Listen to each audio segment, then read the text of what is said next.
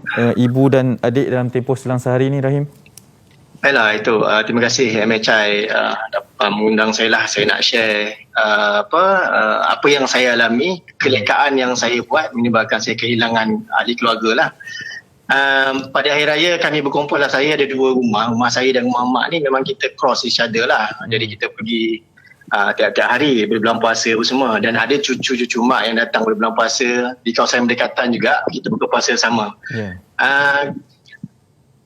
Tiba-tiba mak ni pada hari raya tu kita dah jumpa, kita dah gambar ni dalam 2 jam tu, tapi dalam kawasan yang berekon. Dalam gambar tu kita dalam kawasan yang berekon.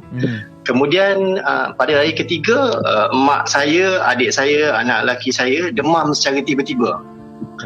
Demam tu yang memang yang gigil apa semualah. Anak saya tonsel apa. Tapi bila di malam kita bawa pergi ke klinik, demam tu dah langsung tak ada. Demam tu langsung tak ada. Hari ketiga, hari keempat tu saya nampak mak saya punya nafas agak pendek sikit, dia macam penat.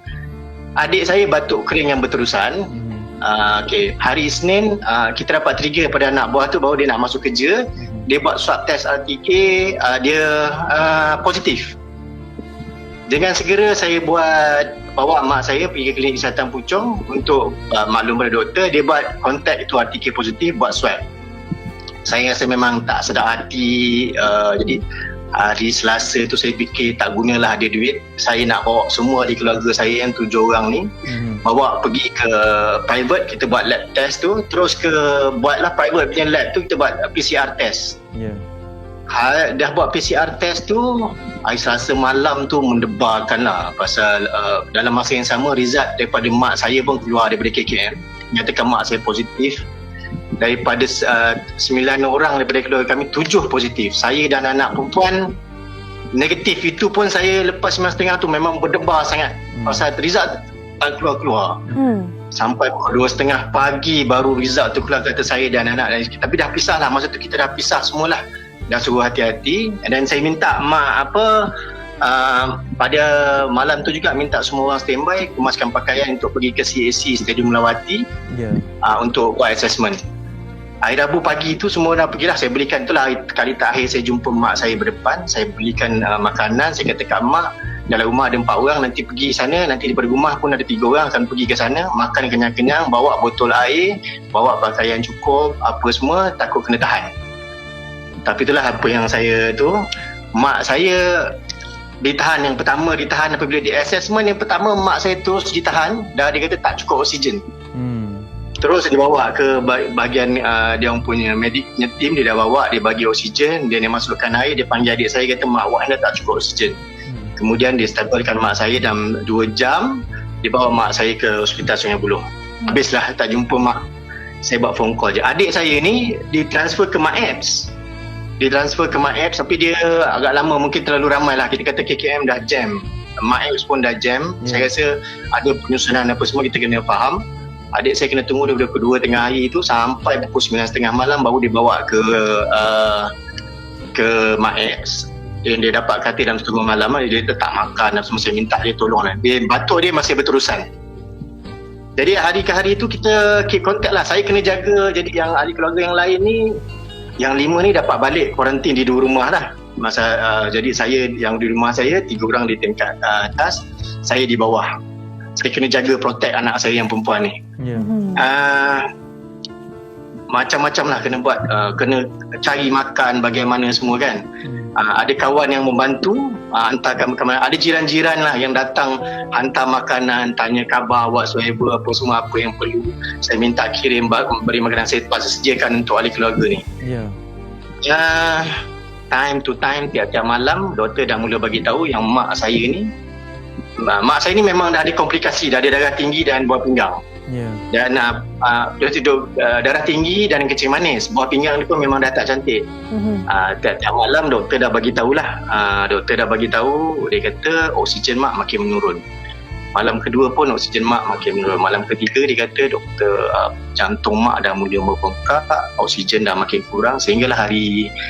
Tapi dia bagi tahu yang jantung mak membengkak semua. Pagi hari Sabtu tu saya tak dapat hubungi adik saya. Adik saya dia komplain, dia kata dia batuk berterusan.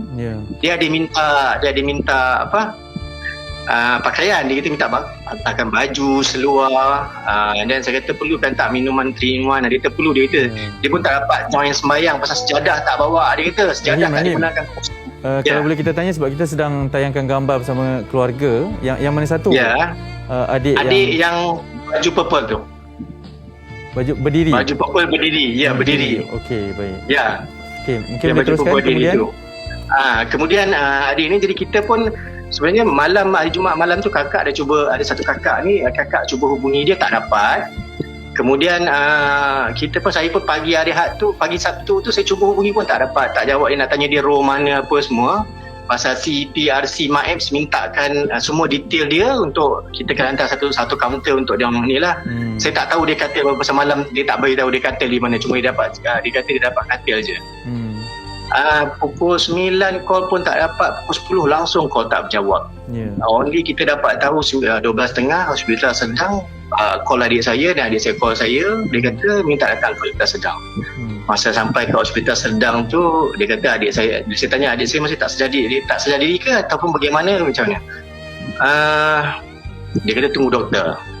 Bila doktor tu datang explain kat saya, dia kata adik cik dah tak ada dah lah. Semasa dibawa ke sini, dia dah sampai dah tak ada. Kami cuba selamatkan lah semua. Dia kata kemungkinan besar pada pihak hospital sedang kata dia dah tak ada di atas katil di hospital. Tu yang ada viral video dia di CPR kan, di CPR. Di atas katil, di atas lantai, medic team cuba buat. Okey, saya dah dengan reda, saya kata saya terima, adik saya dah tak ada. Kemudian saya kenalah dalam masa tu macam-macam urusan hospital call untuk urusan jenazah, postmortem apa semua. Saya dipanggil oleh pihak polis untuk ni lah buat siasatan. Saya perlu pergi ke IPD Sepang. Semasa saya bagi kenyataan kat IPD ni, yang satu yang menyedihkan lah, saya kata memang semua orang kena hati-hati dalam pandemik COVID ni. Doktor bagi tahu yang mak saya tak selesa dengan tube yang masuk ke hidung. Jadi dia terpaksa keluarkan pakai mask. Dia kata dalam segi perubatan, dia kata Mak Cik Aim dah ada masalah buah pinggang apa semua ni. Dia kata dia cakap kita dah buat yang lebih baik lah. Jadi saya pun kata kat doktor ni, doktor, dia buat terbaik kan untuk mak saya. Tapi saya minta satu je, boleh tak saya bercakap dengan mak saya? Dia kata boleh. Dia kata nak video conferencing. Tak nak, saya nak video conferencing. Saya dapat video conferencing seperti mana yang tular video conferencing yang tular adik-beradik tu, macam itulah kami. Saya diperhatikan oleh seorang inspektor. Inspektor tu pun turut bersimpati lah, menitis juga air mata dia.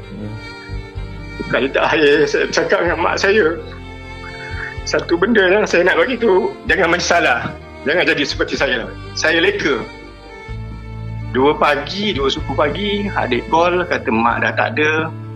Saya pun tak begitu cepat lah. Maghrib cepat bercakap dengan dia, suara dia semua masih elok, macam biasa je apa semua. Dia kata dia tak ada apa-apa, dia okey, dia sedar. Saya minta maaf lah bagi pihak keluarga, anak-anak, adik-adik. Saya minta maaf kat dia. Besok pagi tu dia dah tak ada. Saya terpaksa pecah 2 lah, uruskan jenazah adik. Jenazah adik kena postmortem. Adik saya seorang lagi uruskan arwah mak. Kemudian urusan kubur semua, saya dah ada kawan-kawan yang membantu, ramai kawan-kawan yang membantu urusan kubur apa semua. Jadi dapatlah kubur pagi-pagi, saya dah pergi bayar untuk di tanah Purbang USG 22. Kemudian saya terus pergi ke hospital, saya menunggukan postmortem apa semua, dapatkan pukul 2 petang baru dapat untuk jenazah. Jenazah diuruskan dan sebagainya semualah. Jadi apa yang saya nak share kat sini, kalau dulu semua orang kata KKM yang uruskan, tapi kali ini saya antara yang beruntung. KKM melalui Pejabat Kesihatan Daerah dah tunggu dekat kawasan kubur untuk pakaikan PPE kepada ahli keluarga saya. Berapa orang yang dibenarkan lain? 3 orang satu kubur, tapi yang untuk arwah adik saya 4 orang. Arwah adik saya tu agak besar. Satu kubur tu 4 orang terpaksa turun, dan dibantu juga oleh petugas KKM tu, PKD Petaling ni. Dia bantu juga turun sekali apa semualah. Setiap bila kita dipakaikan macam mana yang di hospital pakai, macam tu lah. Sarung tangan pun 2 lapis. Baju overall dia tu pun semua, apron dia depan apa semualah. Kami disanitize selepas kebumikan. Antara tu saya di dalam yang ada video tu, saya dapat turunkan mak saya. Saya dapat peluk lah mak saya untuk turunkan ke liang lahat. Jadi itulah yang saya katakan tadi, satu, jangan nyesal. Saya sempat cakap kat mak saya, minta maaf. Terima kasih besarkan saya dan adik-adik bagi makan minum. Satu momen yang saya rasa kita janganlah hilang keluarga macam tu. Saya juga kami keluarga sekarang ni semua dah pulih. Semakin tengah tunggu hari kuarantin. Pasal lain pegawai yang akses, dia bagi tarikh yang berlainan. Hari ni saya akan pergi ke PKD Petaling untuk dapatkan rilis HSO. Besok adik perempuan, nanti yang 3 orang lagi, 3 ahli keluarga saya.